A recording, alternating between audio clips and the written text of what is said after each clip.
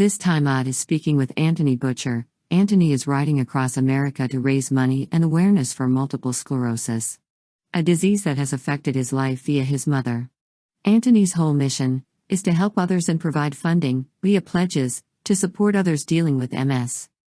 Odd and Antony talk about the experiences and differences he's viewed as he has pedaled his way across the United States.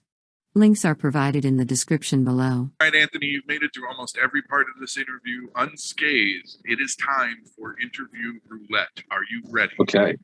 Well, as ready as I'll ever be. Yeah, that's usually the answer. All right, so before we got started on the interview, I had you pick 5 numbers at random, and these are the questions that correspond with those numbers. The first question on the list is, what wastes the most time in your day-to-day life? TikTok. Really? Yeah. I'm a millennial. I remember Facebook being a thing when I started at university, and it started off as something that was a great way of connecting with people. And what I find now on most social media, I go on Facebook, I go on Instagram, I go on Twitter. It's all sorts of people who either believe the same as me. So my Twitter is full of people shouting about bad cycling infrastructure and how people are literally dying on our roads because we're not creating protected spaces.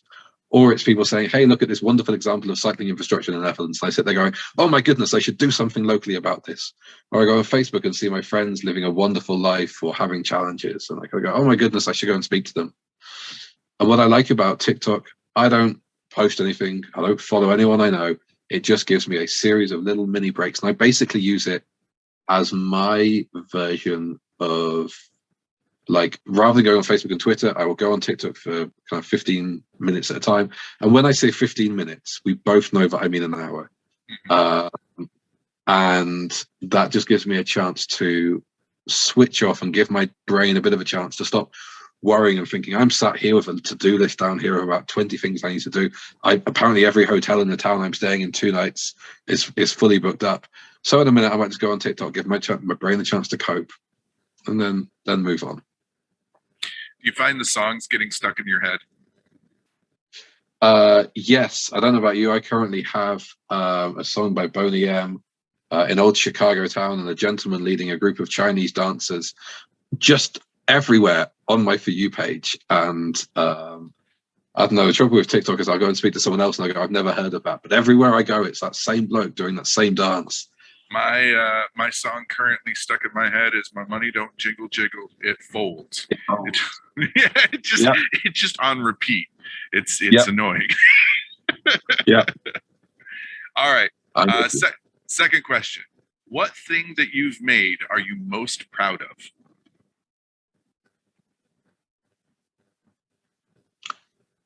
I'm going to be slightly theoretical in this, and I'm going to say that I've made this bike ride happen. It's not a physical object, but I've planned and I've made this trip happen. And we talked earlier on about how we are constantly living with negative voices, and I've reflected a bit. I was picked on as a kid. I was a bit bullied as a kid. And when I was picked on, I would respond, and that probably made people more likely to pick on me, which doesn't excuse the fact that I was picked on, but it meant I was constantly receiving negative voices. And so even now, it is difficult for me to say I'm proud of what I'm doing. It's difficult for me to say I'm doing a good thing. But it's something I try and do. You can hear the hesitation in my voice here that I'm saying I am proud of the fact that for 5 years I planned a charity bike ride and that I've raised over £20,000 for charity. That's probably the biggest thing I've ever done. Something to be proud of. And yeah, just need to get to the finish line now. All right, next question. How would you like to be remembered?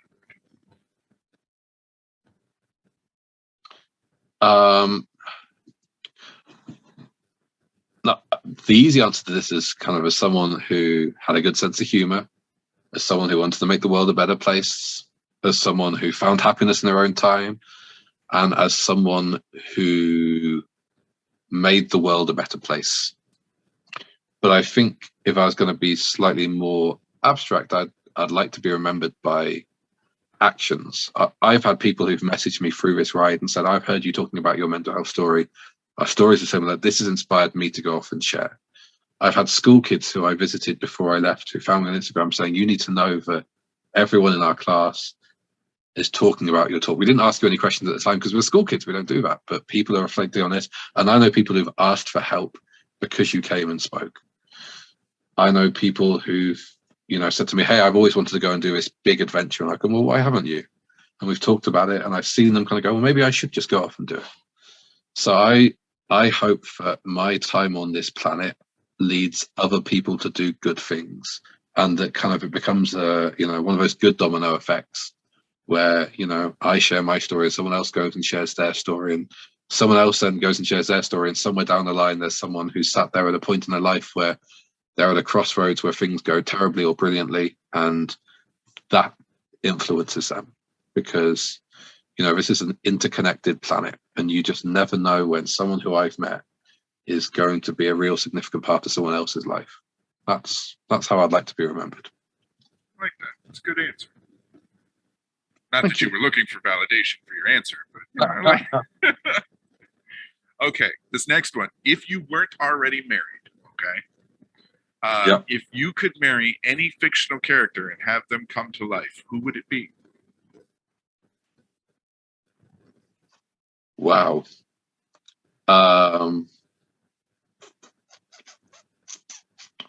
So there's a book series by someone called Becky Chambers.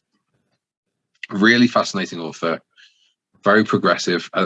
They write science fiction, but they are a big proponent of diversity and of, when you write science fiction, you don't just have to abide by the rules of this planet as we see them. She's written 4 books in a series called Wayfarer. And they're kind of like, they're interconnected stories. They're not, it's not always the same people. And it's not a story of there are good people and bad people and they fight. It's there are normal people in difficult situations and they respond as best they can. But each and every one of those fiction books has challenged my thinking about how society works in the UK. It's challenged my thinking about how we treat death and dying. It's challenged my thinking about how we treat the notion of raising a family. Why do we trust people who have no experience in raising kids to raise a child by themselves?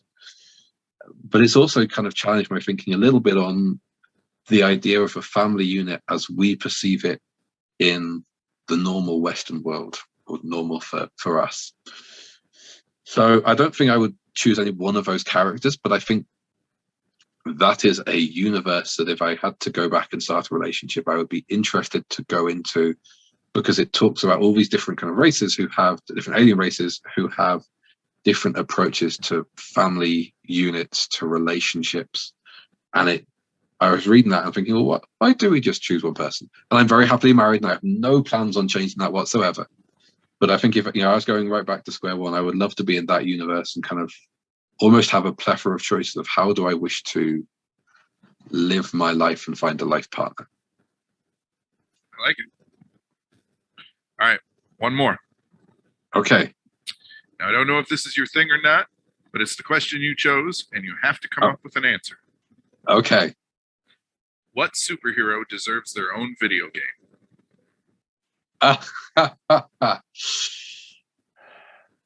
Okay. So I'm not a big fan of Marvel.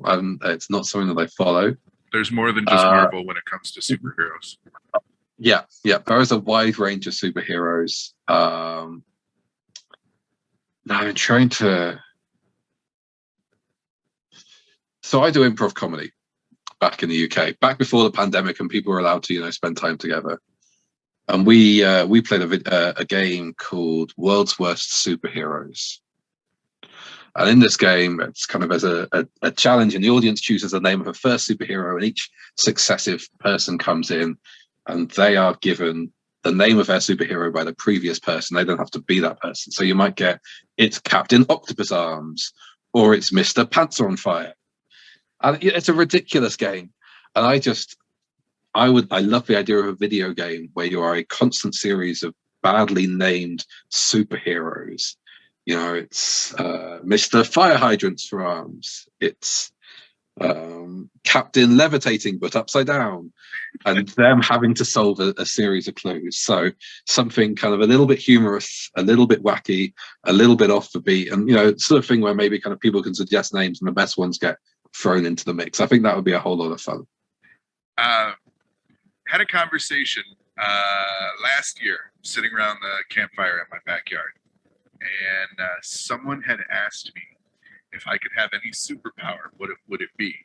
And the one I came up with sounds like something that might have come up in your improv group. Probably not, though, because they call me odd for a reason. So the superpower that I came up with is I want the ability, if I could choose my superpower, the superpower I would choose is the ability to shit other people's pants.